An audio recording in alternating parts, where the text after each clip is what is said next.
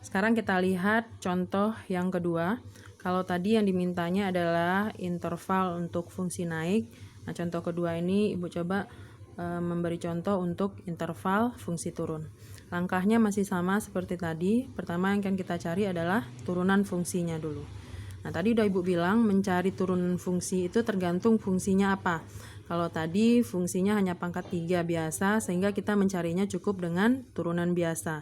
Nah, sekarang fungsinya adalah berbentuk pecahan seperti ini atau pembagian. Berarti ini tidak bisa kita selesaikan lagi dengan turunan biasa. Berarti harus kita selesaikan dengan turunan dengan metode pembagian. Nah, ingat lagi materi kita sebelumnya, materi turunan dengan metode pembagian, bagaimana caranya? Yang pertama kali kita lakukan adalah kita misalkan dulu. Kita misalkan U dengan V. U-nya yang di atas, berarti itu adalah X kuadrat. Kemudian kita cari turunannya atau U aksennya. Berarti ini turunannya adalah 2x. Kemudian yang di bawah kita misalkan dengan V. Dan kita cari pula turunannya. Berarti X kuadrat turunannya adalah 2x. X turunannya adalah 1 karena konstanta berarti turunannya 0. Kemudian kita masukkan ke dalam rumus turunan pembagian. Apa rumusnya? U aksen dikali V dikurang U kali V aksen per V kuadrat. Nah, tinggal kita masukkan U aksennya di sini 2x. V-nya adalah X kuadrat tambah X tambah 1 dikurang U-nya X kuadrat dikali V aksennya 2x tambah 1 per V kuadrat. Berarti X kuadrat tambah X tambah 1 dikuadratkan. Nah, ini dia turunannya. Nah, ini harus kita sederhanakan dulu. Berarti ini kalikan ke dalam, berarti 2x kali X kuadrat, 2x pangkat 3, 2x kali X, 2x kuadrat, 2x kali 1, 2x. Ini min X kuadrat dikali 2x, berarti min 2x pangkat 3, min X kuadrat dikali 1, min X kuadrat. Per, yang di bawah biarkan saja bentuknya seperti itu, tidak usah diuraikan. Nah, kita lihat yang di atas, 2x pangkat 3 dikurang 2x pangkat 3, berarti habis pangkat 3-nya. 2x kuadrat dikurang x kuadrat, berarti x kuadrat. 2x. Dan yang di bawah, x kuadrat tambah x tambah 1 dikuadratkan. Nah, ini adalah turunannya. Nah, selanjutnya setelah turunannya kita sederhanakan seperti ini, kita cari lagi. Tadi yang dimintanya adalah interval turun. Berarti kalau dia turun, syaratnya adalah f aksen x-nya kecil dari 0. F aksen yang kita dapatkan tadi adalah ini.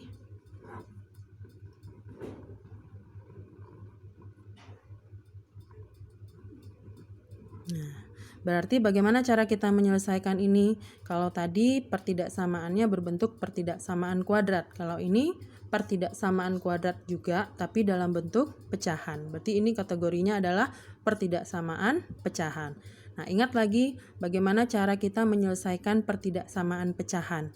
Pertidaksamaan pecahan ini ada dua, bisa pertidaksamaan pecahan linier, bisa juga pertidaksamaan pecahan kuadrat. Nah, di sini adalah pertidaksamaan pecahan kuadrat karena pembilang dan penyebutnya itu bentuknya adalah x kuadrat. Nah, berarti apa yang harus kita lakukan? Karena bentuknya adalah bentuk kuadrat, berarti atas dan bawah ini harus kita faktorkan.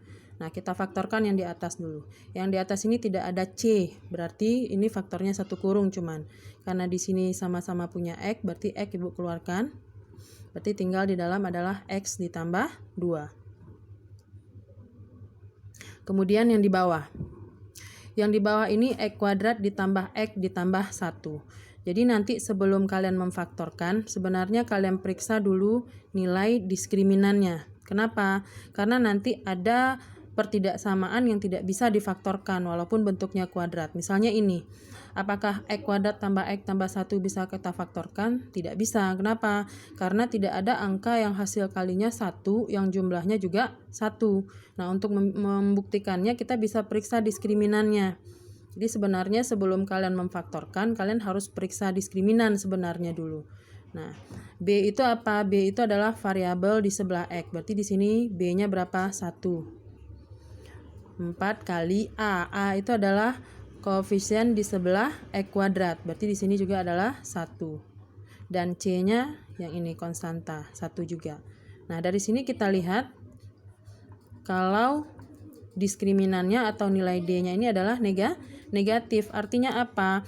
Kalau persamaan kuadrat atau pertidaksamaan kuadrat nilai D atau diskriminannya ini negatif, berarti nanti dia tidak akan punya akar, dia tidak bisa kita faktorkan. Berarti kalau dia tidak bisa difaktorkan, ini nanti kondisinya ada 2. Jadi D kecil dari 0 atau D negatif, ini namanya adalah definite. Nah, Ibu ulang lagi materi kelas 10-nya. Nah, definite nanti ada 2. Ada yang definite positif dan ada yang definite negatif. Kapan dia dikatakan definite positif? Kalau pertama tentu saja D-nya kecil dari 0 atau negatif. Kemudian A-nya itu adalah positif. Nah, A itu apa tadi? A itu adalah koefisien dari X kuadrat. Nah, di sini koefisien dari X kuadratnya adalah 1. Berarti A-nya positif. Itu dikatakan dengan definite positif. Kapan dikatakan definite negatif? Kalau D-nya kecil dari 0 dan A-nya juga kecil dari 0 atau negatif. Nah, apa artinya definite positif dan definite negatif? Definite positif ini artinya adalah selalu positif. Artinya apa? Berapapun nilai X yang kita masukkan ke sini, hasilnya pasti selalu positif. Kemudian definite negatif itu artinya apa? Ini artinya nilainya selalu negatif. Artinya berapapun yang kita masukkan X-nya ke sebuah pertidaksamaan kuadrat atau persamaan kuadrat, hasilnya pasti selalu negatif. Nah, sekarang yang kita punya adalah X kuadrat tambah X tambah 1. Tadi kita dapatkan D-nya kecil dari 0. Kemudian A-nya adalah positif. Berarti untuk kasus ini, untuk X kuadrat ditambah X ditambah 1, ini definite positif. Artinya apa? Gue bikin di sini, ini definite positif. Artinya apa? Di bawah ini nanti nilainya akan selalu positif. Nah, gunanya untuk apa? Gunanya nanti adalah untuk kita menentukan daerah himpunan penyelesaiannya. Nah, karena setelah ini akan kita buat adalah garis bilangannya. Jadi kita bikin garis bilangannya lagi. Nah, kemudian untuk titik pembuatnya, pembuat nolnya ini kita dapatkan dari faktor pecahan ini. Nah, di bawah karena dia sudah definite positif, jadi ini tidak bisa kita faktorkan tapi hasilnya nanti selalu positif. Nah, yang di atas, dari yang di atas ini bisa kita dapatkan nilai X-nya. Nah, untuk yang ini berarti X-nya sama dengan 0 dan untuk yang ini X-nya sama dengan min 2. Jadi pembuat nolnya ada 2 buah, 0 dan min 2. Berarti min 2 di kiri, nolnya di kanan.